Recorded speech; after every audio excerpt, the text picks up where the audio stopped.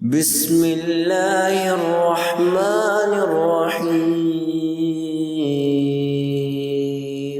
صاحب ایمان اپنی نگاہوں کی حفاظت کرنے والا ہوتا ہے، اور نگاہوں کی حفاظت کا تقاضا یہ ہے کہ دوسروں کے پاس اللہ تعالیٰ کی موجود نعمتوں پر نظر نہ ڈالی جائے، نہ ہی ان کا کہیں تذکرہ کیا جائے، کیونکہ ایسا کرنے سے مسلمان اللہ تعالیٰ کی ناشکری کرنے لگتا ہے اور اس کا شکر گزار بندہ نہیں بنتا۔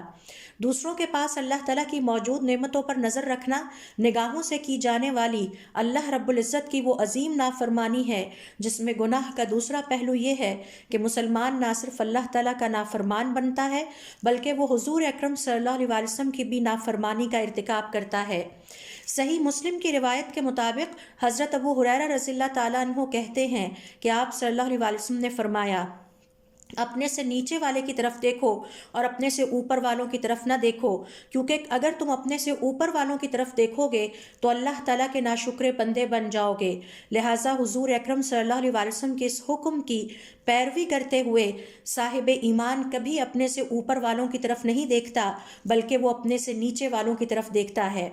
دوسروں کی نعمتوں پر نظر رکھنے میں تیسرا گناہ یہ ہے کہ اس سے دوسروں کی نعمتوں کو نظر لگنے کا احتمال بڑھ جاتا ہے۔ حسد کی بنا پر نظر بد کا لگ جانا حق ہے۔ آپ صلی اللہ علیہ وسلم کا ارشاد ہے، نظر بد برحق ہے، اور تقدیر پر سبقت لے جانے والی اگر کوئی چیز ہوتی تو وہ نظر بد ہوتی۔ اس طرح نگاہوں کی حفاظت نہ کرنے والا اپنے مسلمان بھائی کو اذیت اور تکلیف پہنچاتا ہے، جبکہ مسلمان کو تکلیف دینا، دکھ پہنچانا، اسے ستانا یا اذیت دینا حرام ہے۔